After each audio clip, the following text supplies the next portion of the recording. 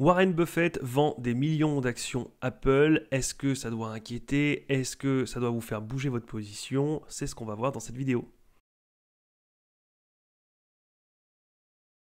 Alors on va lire quelques articles, on va essayer de faire une petite analyse rapide de Berkshire Hathaway et vraiment très grossière, mais juste pour voir un petit peu si c'est important le mouvement, si ça doit vous alarmer, qu'est-ce qu'il vend, qu'est-ce qu'il achète et essayer de déterminer pourquoi. Alors 4 actions que Warren Buffett achète d'après le dernier dépôt du 13F. La traduction ne sera pas très bonne puisque c'est du Morningstar et c'est la traduction pour que ce soit plus simple pour la vidéo. Donc ça ne sera pas forcément toujours exact. De plus, les actions Berkshire Hathaway achetées et vendues au trimestre dernier. On a ici Berkshire Hathaway a publié son 4e trimestre 2023 13F. Le rapport indique que Berkshire n'était pas un gros acheteur d'actions le trimestre dernier. Ce n'est pas surprenant étant donné que les actions ont grimpé en flèche au cours de la période. L'indice Morningstar US Market a augri d'environ 12% au cours du 4e trimestre. Oui, on le sait, Warren Buffett est quelqu'un qui fait de la value, de la quality. Il aime bien acheter des sociétés qui sont prometteuses, qui ont un fort potentiel, qui ont un moat, etc. Il est prêt depuis quelques années à y mettre un peu plus de le prix si jamais la société vaut le coup, mais ça reste quand même quelqu'un qui n'aime absolument pas payer trop cher, absolument pas surpayer. C'est quelqu'un qui ne profite absolument pas des bulles. Il préfère payer beaucoup moins cher et être patient, c'est sa philosophie. Donc ce n'est pas étonnant que, vu le marché haussier qu'on a depuis quelques temps, il ne soit pas rentré ou pas très fortement en position.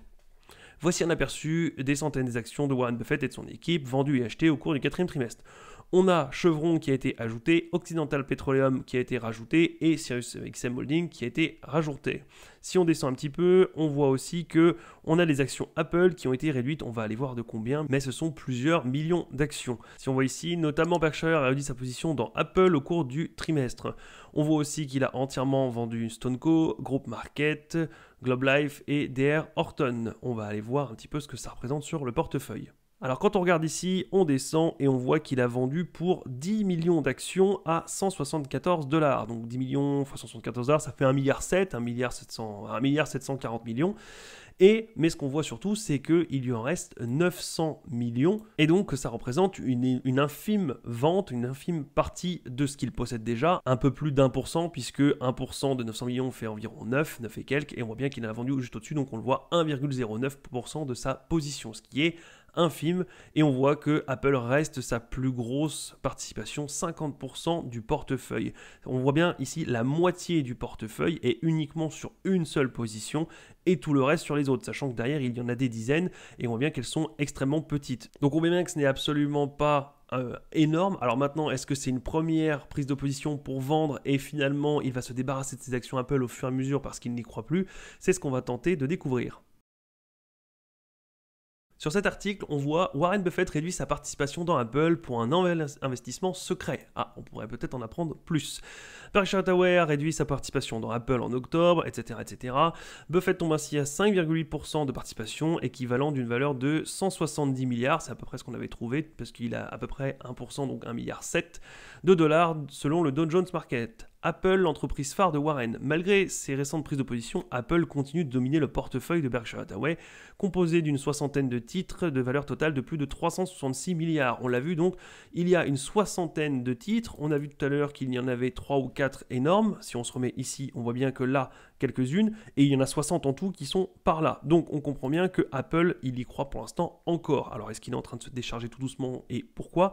Mais globalement, pour l'instant, ce n'est pas une vente massive et ce n'est pas une peur bleue. L'investissement dans Apple pèse à lui tout seul plus de 45% du total. D'ailleurs, lors de la réunion annuelle de son entreprise en 2023, Buffett a été clair sur le sujet de l'entreprise d'iPhone.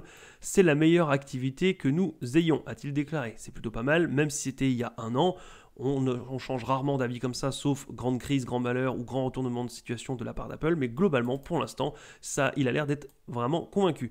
Depuis fin 2018, les actions d'Apple ont gagné plus de 360%, bien qu'elles aient moins progressé que celles des autres grandes entreprises technologiques en 2023. Sur une base annuelle, la hausse d'Apple a été de 20% contre 163% pour Meta, 70% pour Amazon et 54% pour Alphabet, la holding qui se cache derrière Google. Par ailleurs, Apple a perdu le spectre de l'entreprise la plus capitalisée aux États-Unis, dépassée par Microsoft, et a perdu environ 4% depuis le début de l'année 2024. Alors ça, Il ne faut pas trop se fier à ce genre de phrase puisque tout simplement on met en comparatif des choses qui ne le sont pas forcément. On montre ici qu'on a 163% pour Meta, 70% pour Amazon, 54% pour Google et on dit que derrière on fait passer un petit 20% vraiment ridicule comparé aux chiffres qui sont là. Il faut rappeler que 20% de croissance en bourse c'est très bien puisqu'en général on est plutôt aux alentours de 10-11% pour la moyenne du marché. Donc 20% on est quand même presque 2 fois meilleur que le marché et surtout pour une société de cette taille-là. Apple est énormissime et continue à générer une croissance alors qu'on était la première capitalisation, on est passé second, mais globalement, on était première capitalisation des États-Unis. Avoir une croissance qui bat de 2 fois le marché, ça reste énorme. Donc mettre en perspective par rapport à d'autres sociétés qui ont fait mieux, on vient piocher dans l'indice, on prend les 3-4 meilleures valeurs qui ont progressé le plus, il manque plus que Nvidia juste là, et puis on dit Apple finalement c'est un peu mou. Absolument pas. Et il est possible aussi que l'année prochaine, Apple continue à faire du 18 ou du 20%, et que Meta chute de 40, refasse du plus 20, moins 37, plus 160.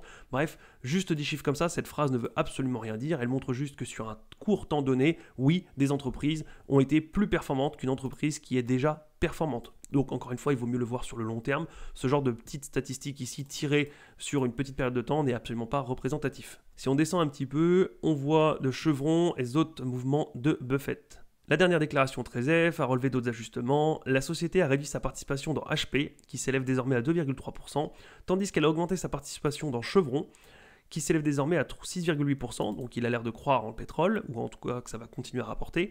En outre, il a ramené à zéro sa participation dans 3 sociétés, Globe Life Assurance, Markel Assurance et Stoneco, carte de crédit. Je crois que c'est une fintech au Brésil, mais voilà, carte de crédit pas forcément, mais plutôt banque fintech au Brésil. Enfin, Buffett a obtenu de la SEC l'autorisation de garder temporairement confidentielle au moins une nouvelle position. Ça, c'est très important. Ce qui a alimenté le battage médiatique autour de l'investissement mystère. Évidemment, quand une grosse société comme Berkshire Hathaway essaye de flouter quelque chose, finalement, ça fait encore plus de buzz que s'il l'avait dit calmement. Donc, on voit bien que c'est logique, c'est toujours pareil. Dès qu'on cache quelque chose, tout le monde essaie de savoir ce que c'est et ça crée l'attention. Dans son rapport financier pour le 3e trimestre 2023, rappelle Reuters, Berkshire avait laissé entendre que la nouvelle position pourrait concerner une banque, une société financière ou un assureur, secteur dans lequel Buffett a beaucoup investi récemment, mais aucune explication officielle n'a été donnée pour l'instant. Ce qui est relativement logique puisque si les taux d'intérêt sont montés, les entreprises commencent à gagner, les banquiers commencent à gagner pas mal d'argent.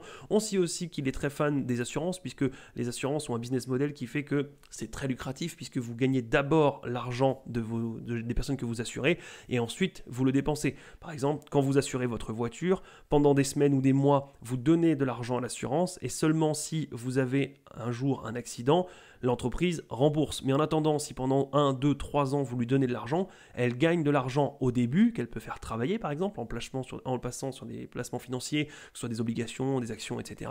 Et seulement le jour où vous en avez besoin, elle vous le rend et elle le dépense pour justement vos réparations de voiture, etc.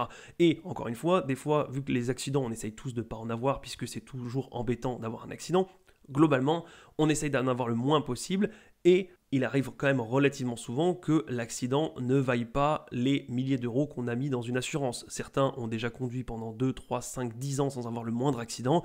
Ils ont donc donné beaucoup d'argent à l'assurance et même si au bout de 20 ans, ils ont un accident, ça ne vaut absolument pas les 20 années à faire travailler l'argent de la part de l'assureur. Donc Warren Buffett aime beaucoup ce genre de business model, même si ce n'a pas une croissance phénoménale, mais c'est une des choses où on a d'abord l'argent et seulement ensuite on dépense plus tard. Ce qui est important ici, c'est l'autorisation de garder temporairement confidentielle une des positions. On le sait, Warren Buffett est beaucoup regardé, il est beaucoup suivi, certains le copient et forcément, dès qu'il prend position sur une action, tout le monde se jette dessus aussi pour faire la même chose et ça fait souvent monter le cours du titre.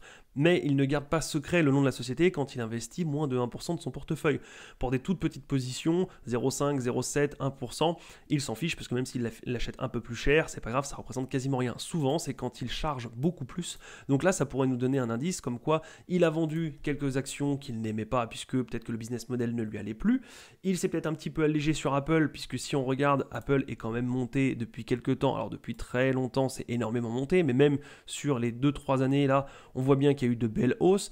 Il a vendu aux alentours de 174, on était donc par là, il s'est peut-être dit, c'est peut-être le moment de prendre des profits, c'est l'ancien plus haut. Oui, même si je crois encore à la société, c'est pour ça qu'il possède encore 50% de son portefeuille sur Apple, mais globalement il s'était dit, c'est bon d'alléger un petit pourcent, pour l'argent que j'ai gagné, je vais le réinvestir dans la fameuse banque, assurance, peu importe, la grosse position qu'il veut prendre. Donc ça pourrait expliquer la petite vente qu'il vient d'effectuer. Ici, je me mets sur un article de Zone Bourse qui traite également de la vente des actions de Berkshire Hathaway, des ventes d'actions Apple. Pour le deuxième trimestre consécutif, Berkshire a obtenu l'autorisation de la SEC de garder temporairement confidentielle une de plusieurs de ses participations. Il demande occasionnellement de tels traitements lorsqu'il réalise de gros investissements, notamment des participations de plusieurs milliards de dollars dans Chevron, ExxonMobil, IBM et Verizon Communication. Donc on comprend bien que là, il est sûrement en train de se positionner bien lourdement comme il faut. Alors ça ne veut absolument pas dire que ça va représenter 10, 20, 30, 50% de son portefeuille. Aussi bien ce sera relativement petit, mais globalement, habituellement, il se trouve que quand il garde secret, c'est pour mettre de grosses positions et pas mal de milliards, et ça pourrait expliquer pourquoi derrière il a vendu un petit peu de Apple et quelques autres sociétés pour finalement recharger. Si ça se trouve, ce n'est absolument pas ça, parce qu'il a aussi beaucoup de cash en réserve, mais globalement, il ne faut absolument pas paniquer, tout simplement parce que Berkshire Hathaway vend beaucoup de millions d'actions Apple, et tout simplement parce que les gros titres vous le disent, ce n'est absolument pas comme ça qu'il faut procéder. Vous devez absolument investir par vous-même dans des sociétés. Vous pouvez évidemment vous inspirer de certains mentors comme Warren Buffett qui a une philosophie, une approche qui est très cohérente par rapport à son style d'investissement, mais globalement, vous ne devez absolument pas céder à la panique et vendre parce que quelqu'un vend, même s'il est très bon. De la même manière que vous ne devez pas acheter parce que quelqu'un achète même s'il est très bon. Il peut également faire des erreurs et vous devez surtout bien dormir la nuit parce que même s'il ne fait pas d'erreur, vous devez pouvoir tenir puisque quand vous êtes en train de redescendre et de perdre de l'argent, vous devez savoir pourquoi vous avez acheté et de la même manière que quand ça monte très très haut, très très fort, comme par exemple entre 2019 et ici 2022, vous devez savoir conserver si vous êtes toujours convaincu dans le titre. Et ça, vous ne pouvez le faire que si vous avez fait vos propres devoirs et votre propre recherche, pas si vous êtes rentré ou sorti d'un titre parce que quelqu'un d'autre l'a fait. Globalement, en bourse, il y a toujours deux principaux axes. Le premier étant de bien investir sur une société de qualité qui va vous rapporter l'avenir, alors idéalement au meilleur prix, mais globalement ça c'est plutôt secondaire, et deux, maintenir la position un maximum de temps, en tout cas tant que la société est profitable. Et bien souvent, les débutants, les jeunes investisseurs se concentrent sur le premier point pour avoir la formule secrète, la formule mathématique qui permet de déceler les anomalies de marché, d'investir dans un truc hyper prometteur, la pépite, et négligent souvent le deuxième aspect qui est de tenir sur la durée, sur la période, et d'avoir un mental d'acier et de ne pas acheter ou vendre juste parce qu'il y a une bulle ou un crack ou parce que les gros titres ou parce que le mentor que vous aviez quand vous étiez jeune vend en masse ou achète en masse. Il faut donc avoir une bonne position, idéalement à bas prix, dans une société que vous allez conserver longtemps. C'est le principe de l'investissement et c'est encore plus le principe de l'investissement en stock picking. Si vous ne faites pas ça, vous faites du trading, vous profitez de tendances, vous achetez bas pour revendre le plus haut possible et encaisser la différence. Un investissement, vous êtes convaincu dans la société, vous avez analysé, vous savez pourquoi vous l'aimez et pourquoi vous pensez que ça va rapporter à l'avenir et surtout vous la gardez longtemps puisque si vous avez analysé le profil de la société et ses bénéfices futurs, ce n'est pas pour la vendre au bout de 4 mois, 6 mois, 8 mois. Vous n'avez même pas eu le temps d'avoir un exercice fiscal et de voir si vous étiez, même si vous n'étiez pas planté. Donc ce n'est pas de l'investissement en dessous de 1 an, et ce n'est pas parce que ça fait 1 an et 2 mois que c'est un investissement non plus. L'investissement est sur le beaucoup plus long terme, surtout quand on fait du stock picking. L'objectif est d'aller sur des zones d'au moins 5 à 10 ans minimum. Faire du stock picking avec la recherche qui va bien, avec toute l'analyse des rapports financiers, suivre un peu les conférences call pour 2 ans, ça ne vaut absolument pas le coup. C'est plutôt profiter d'une tendance. Par exemple, quand on parle de l'intelligence artificielle, évidemment, vous pouvez vous engouffrer sur des sociétés qui sont dans ce secteur-là. Mais si c'est pour les garder 18 mois, c'est juste que vous profitez de ce mouvement haussier, de cette bulle sur l'intelligence artificielle. Ce n'est absolument pas parce que vous croyez dans la société et que vous pensez que sur les 3, 4, 5 prochaines années, elle va développer une intelligence artificielle et qu'elle continuera à gagner de l'argent pendant les 2 décennies qui suivent. Veillez donc à être bien sûr de vous, à ne pas vous faire influencer, même si c'est toujours bon d'avoir de l'inspiration de la part de grands mentors, d'analystes, de vidéos sur YouTube, peu importe, mais faites toujours votre propre recherche, ayez vos propres convictions pour pouvoir tenir dans les moments de hausse et les moments de baisse et pouvoir bien dormir la nuit et pouvoir assumer votre portefeuille dans quelques années. Voilà, c'est tout pour aujourd'hui et moi je vous dis à la prochaine. Salut!